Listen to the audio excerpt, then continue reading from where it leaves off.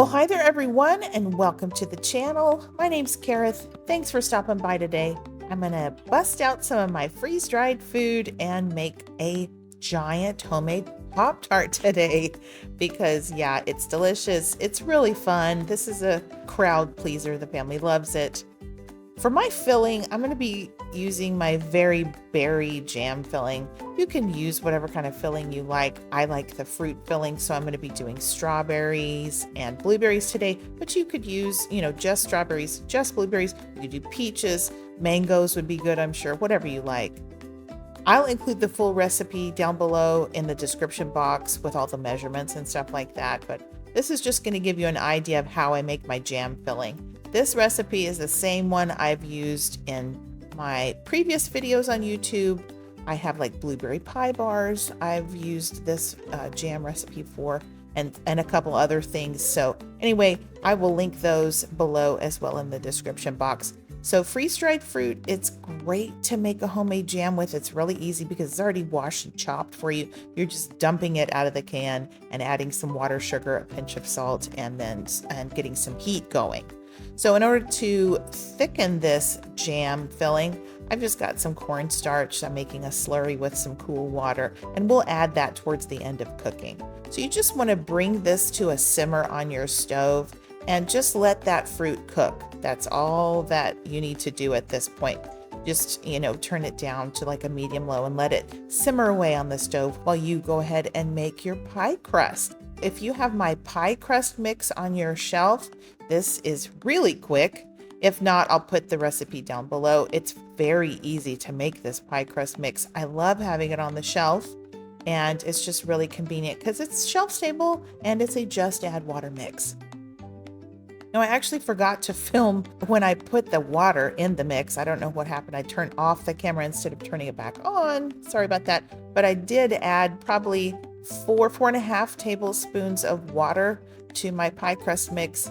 And it depends on the day, it depends on the weather, the humidity, how much water. But on this day, I think I added 4.5 tablespoons of water, and it was great. You just mix it around until it gets to the point where you really can't do much more with it. You have to get your hands in there at some point.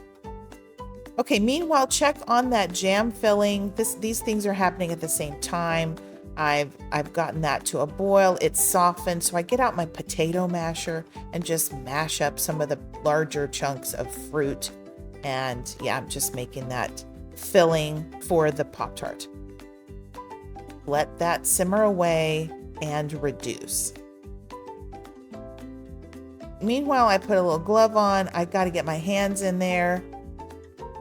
This is the texture you're looking for with your pie crust. You want it to, like when you squeeze it, you want it to hold together. So kind of like Play-Doh. Yeah, so there it is. So that's our pie crust dough. And I made one full recipe, which makes 2 pie crusts. So that is how much you need for this recipe, because you've got a crust on the bottom, and then the filling goes in, and then you have a top crust as well, because it's a Pop-Tart. So all I've done at this point is put a little flour on my clean surface. Just make sure your pie crust dough doesn't stick. That's all you're doing here. So I've got a rolling pin out, and I'm just rotating that disc of dough and lifting it up every once in a while. I'm just basically making sure that the pie crust dough doesn't stick to my counter. I like to roll from the middle to the outside. That's how I typically roll my pie crust. And then you want it to get to about the thickness of a coin. So that's thick enough to where it will hold together, but not so thick that it won't cook all the way through. All right, meanwhile, my filling has reduced enough to where I'm going to go ahead and add that cornstarch slurry to it. You can pretty much immediately see it start to thicken. So I'm stirring that in, and I think I cooked it for maybe 2 minutes at this point. After I added the cornstarch slurry, it thickens pretty quickly. And see, yeah, that's about how thick you're gonna want it to be. And then you can turn off your heat and pull it off the stove. All right, so if you've got any cracks in your crust, go ahead and pinch those together. And then I rolled that up onto my little rolling pin and transferred it onto a baking sheet. So there's our bottom crust for our giant Pop-Tart. All I did was transfer it into a bowl because I wanted it to cool faster.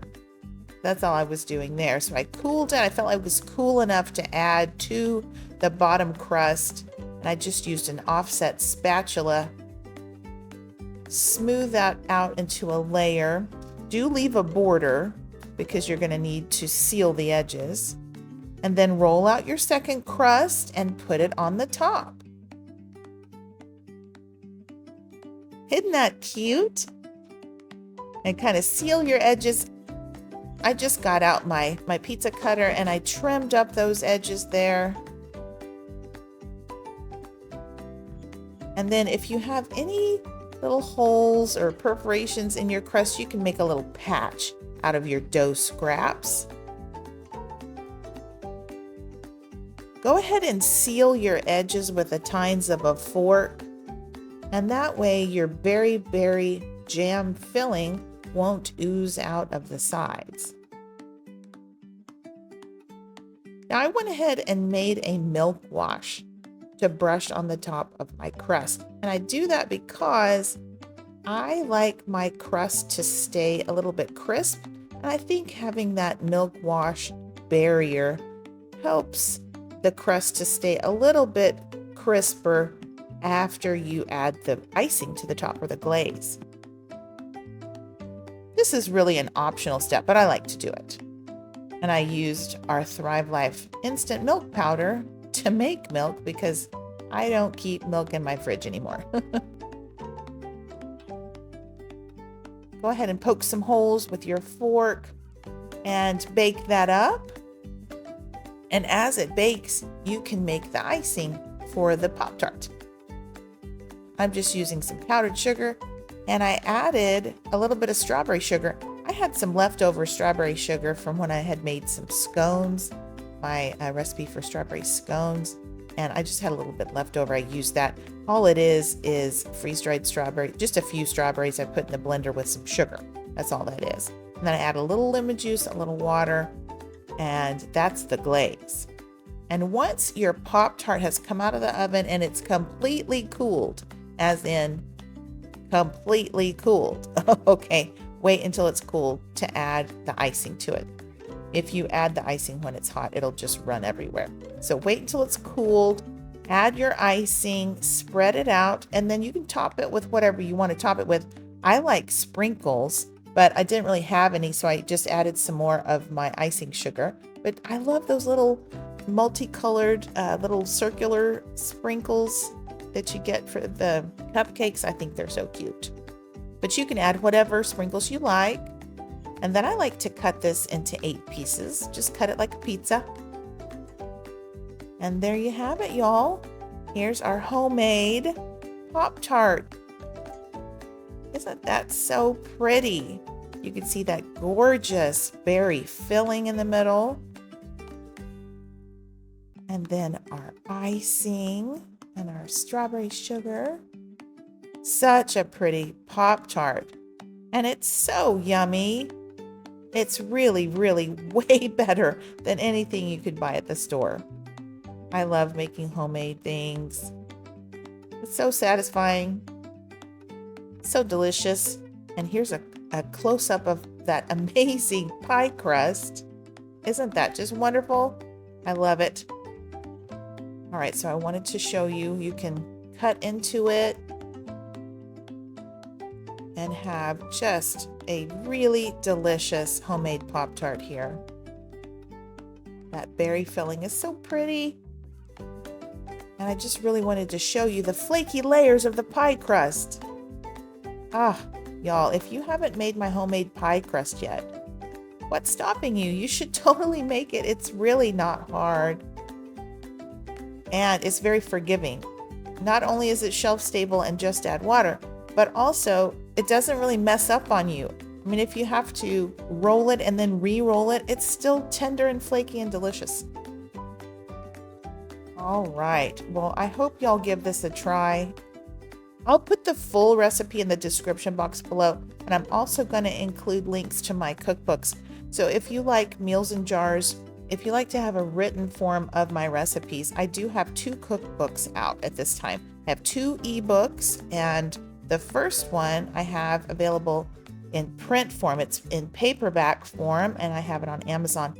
I'll link to all of those things down below in the description box if that's something you're interested in. I'll also include my shopping link if you want to pick up any of these Thrive Life ingredients you see featured in my videos. It doesn't cost you anything extra, and I make just a little bit of a commission on it, so I always appreciate that. All right, guys, well, thanks so much for watching. I hope you have a blessed day. And until next time, y'all take care and keep thriving.